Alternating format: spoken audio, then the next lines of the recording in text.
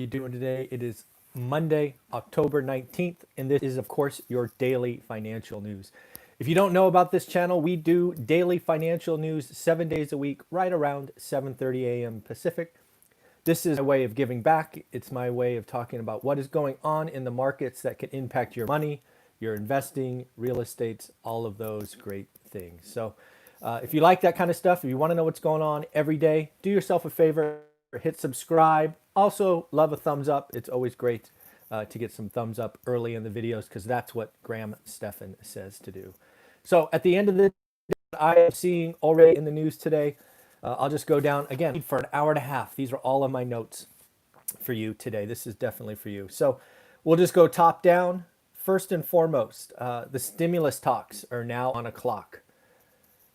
This is gamesmanship. This is next level negotiations, in my opinion.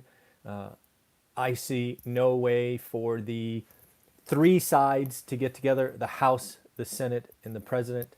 The House, Nancy Pelosi, I believe, has been running a clinic on how to negotiate, appear like she is moving forward, but then yet hoping to have a angry or disappointed electorate and help bring her party to power. I mean, I believe that's been her goal for quite a while. The president obviously wants to get something done. He would love to go big. He would love to have that jolt 2 weeks before the election. So he has clearly been clearly interested in getting something done. And then of course there's the Senate, who's kind of sitting on their hands, going, wait and see, kind of being budget hawks and not really interested in taking on another $1 trillion or several $1 trillion, investment, spending, whatever you want to call it. So I just don't see it happening. I think poor Steve Mnuchin is getting led around by his nose, and he's going to look back at this someday and see what's going on. So next up, we do have the final debate Thursday. I asked you guys when the first debate happened who was going to watch. I told you I had no interest. That debate was called a dumpster fire by everybody I spoke with. So what makes you think this debate on Thursday is going to be anything other than a dumpster fire? If it's going to be moderated and uncontrollable as much as the last one, I don't know. Is that good TV? I mean, I don't know. I don't know. I think the second debate was the best, and that's the one that didn't happen. That was a joke. Next up, we have Homebuilder Sentiment came out today. And to say it was a record is not appreciating just how high it is. This report is one of those reports where 50 is positive and below 50 is negative. This report came in at 85, setting a record again. And really what this means, folks, is we are seeing, I believe, the early beginnings of a housing boom. People calling for a 2021 crash just don't get how this thing works. It's a bubble, and those bubbles take time to inflate. And it is interesting that people think it's going to pop like tomorrow. That's not how this happens. Bubbles inflate, and then they get bigger and bigger and bigger, and then pretty much everyone can see them. In addition to home builders, we are going to see building in different locations. Again, one of the things that I see in this is, again, we will have a K-shaped recovery in lots of areas. And we'll talk about one of those in a minute. We'll actually do it next. But we're going to see where the legacy building was is the wrong area. There are many projects in San Francisco and New York City to talk about that are coming online at exactly the wrong time. New York City has already had several things take 50% haircuts as they were coming online, which is substantial. So let's talk about the K-shaped recovery in rents. One of the things people were hoping for, as in this showdown rents, it is interesting to look at where rents are up and where rents are down. Again, K-shaped recovery in rents. They're down where I told you they would be. They're down because San Francisco is down 31% in rents already, folks. 31%. Do you know what that does to your apartment valuations? If not, check out the interview I did with Jonathan Twomley. We assumed a 10% haircut. In San Francisco now has a 31% haircut, and just starting. New York, 20%. New York City specifically, 20%. So that's the downside. You know where it's up the most? You got to guess what city? Good old Memphis. Memphis is up 8%. Phoenix is on fire. I talked with a real estate agent yesterday, new investor there. It's on fire, 5.7. And then here's one for you. The people that just think California is going to fall off a map, you're not paying attention. Yes, San Francisco is in trouble. Yes, San Francisco may be the most hurt real estate market. It'll be between San Francisco and Vegas, in my opinion, who's hurt the most. I think San Francisco might win. Can you believe that? San Francisco in worse shape than Vegas? Now realize I'm talking a year, year and a half out. We still have a lot of pain to go through, but that is telling you something. Riverside, California, also called the Inland Empire, I believe, in Southern California, rents are up 5.5%. The Inland Empire is very much like the Central Valley. Central Valley, if you don't know, is where I invest, Fresno County specifically. But folks, there are cheap places to live in California. So all of you calling California demise and this and that, you're not paying attention. California as a state would be the 5th largest country GDP-wise. Yes, we are losing some of the rich like Joe Rogan to Texas and Graham Stephan to Vegas and Ben Shapiro to Tennessee. Yes, and it will continue. But Riverside, Inland Empire, Central Valley, Fresno, you're sleeping if you don't think there's going to be price appreciation. I suspect Fresno, and for that matter, the Inland Empire like Riverside, could see a 15 to 20% appreciation in the next 18 to 24 months. All while people are calling California to fall off a cliff and this and that and all of that. Got a question here about Oceanside. I don't actually know where Oceanside is. I don't know Southern California that well. Basically, what I would tell you, Tamika, who I believe is actually watching this from the air. How cool is that? Meaning 30,000 feet. What I would tell you is if it's a cheap place to live today, meaning the affordability of Oceanside is way below LA, you've got a good chance. But if Oceanside's another Orange County, and again, I don't know where Oceanside is, no, it's going to be in trouble.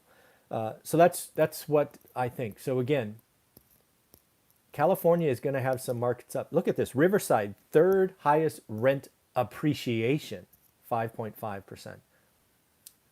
All these YouTube entertainers declaring this and that statewide, countrywide. You guys don't get it. Real estate is local. Next up, we have China's Q3 GDP. It actually came in low.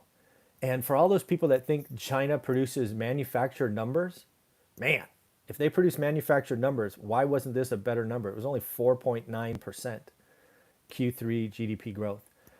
I guess a couple of things when I look at that. It's basically says the rest of the world is not doing well. Asia seems to have gotten by this virus decently. That's what happens when you do these things live. I am sorry. So again, China's 4.9% up. I think what we're seeing now is we have 3, I'll just call it 3 regions. And yes, I think there's more regions, but just bear with me for a minute. I think China/Asia is doing the best as far as handling the virus and keeping, I don't know, 2nd, 3rd, whatever you call it, waves going, and allowing their company or their countries to be closest to back to normal. I think Europe is in rather big trouble. I think Europe's economy is frankly still contracting. I don't think they saw the same kind of Q3 bounce or V-shaped recovery we saw in the US. I think they're in trouble. They're still on a very shaky foundation, and it appears that more and more cities and regions are going to go into a significant lockdowns. Just horrible timing. And then of course there's North America where the US is, and I think we are right on the cusp, kind of between the two, I think. But I still am adamant that I think Q4 is going to be a time for maximum pain. So at the end, I got a lot more to talk about, but in the middle here, I do want to remind you, please give me a thumbs up. Again, remember Graham Stephan says those are important. And if you like your daily news, talking about money, investing, and you can make decisions, hit subscribe and notification so you can know when we go live every day, even Sunday. And you can go back and look at a year of information and really talk about what we've been doing. That's something, if you're new to the channel, I would ask you, go back, pick a day, and go look it up on my channel, because you will see that we talk about different things every day. Next up, we have a deal in the oil and gas market. This is something I think that is going to continue. Most importantly for me, it doesn't involve a lick of cash. It is entirely a stock deal. ConocoPhillips is buying Concho for $9.7 billion. Again, all stock. This is tells me two things. Once, this is consolidation to stave off demise. What you will see in deals like this is they will call synergies. They will call it, what do I got here? Cost takeout. They're basically trying to survive to the other side of this. And that means layoff, folks. If you don't know what synergies means, it means people are going to get laid off. And the other thing is it's a stock deal. Conoco is saving its cash, right? It has a burn rate and is trying to get to the other side. Got a big news cycle here on tech companies. We are dumping office space. Again, we have talked about this on channel for months, if not quarters, and now it is real. 82% of tech companies are saying they will need less office space in 12 to 18 months. 55% are actively looking to sublet space right now. Probably the scariest thing I have seen around office, just to show you how horrible it is doing today. San Francisco, one of the busiest office markets in January. Specifically in March, it had 300,000 square feet of active sublet space. 300,000 square feet. I don't know, sounds like a lot to me. No idea. Fast forward to September, 3 million square feet of office space actively looking to sublet. 10x. Talk about Grant Cardone, 10x. San Francisco office market is in trouble. We've already talked about rents down 30%. Rents are going to go lower, folks. San Francisco could become an affordable market in 12 to 18 months, but not until lots of people lose office buildings, lose apartments, because their debt structure is all wrong. There's articles out there talking about 6 million households have missed rent or mortgage payments. Again, I believe this is a trend that is going to get worse. I've been talking about this the last 30 days. It is something we have to watch out for. The stimulus deal is not going to happen. 6 million miss in September. Could be 6.5, 7 million in October, 7, 8 in November. This thing is on a bad path.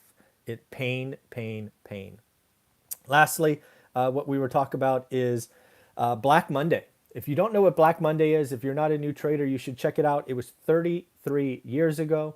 It was it's a day that we still talk about, so that should tell you something. The market went down 22.6% one day. 22%. Now, in fairness, there are circuit breakers and whatnot that would prevent that from happening. Frankly, the largest daily drop we could have today, given circuit breakers, is 20. Circuit breakers are at 10%, and then 15, and then 20, right? 20 shuts it down for the day. But yeah, Black Monday, if you don't know what it is, you should check it out. It was 33 years ago. And then finally, just because we've been talking about millennials and baby boomers, again, we've talked about baby boomers owning, from memory, 54% of wealth, and millennials like 4.6. I just read this article that was frightening to me. Baby boomers on average have $920,000 saved. Now, I'm guessing that's saved as in stock, cash, and equity. It wasn't clear, but I'm going to assume that what it was. And then it talked about the average baby boomer, if that's their number, could only survive 7 years on that savings. Y'all got a spending problem. How many times have I told you you got a spending problem? You're going to spend $135,000 a year in retirement? Folks, you can have a spending problem at any age. So, first off, congratulations on nearly saving $1 million. That's a nice number. But damn it, you got to spend $135,000 a year in retirement? No wonder you need to freaking work and have part-time and all of that stuff. Jesus Christ. Folks, again, I've talked about it lots of times. We, the Americans, have a spending problem. Own it. I'm telling you, if you had $1 million, if you can't live 20 years, you're doing it wrong. Just doing it wrong. All right, folks, this is what I got for you today. Just so you know, we have 3 interviews lined up today. We have Greg, of course, at 8. We have a special guest at 9.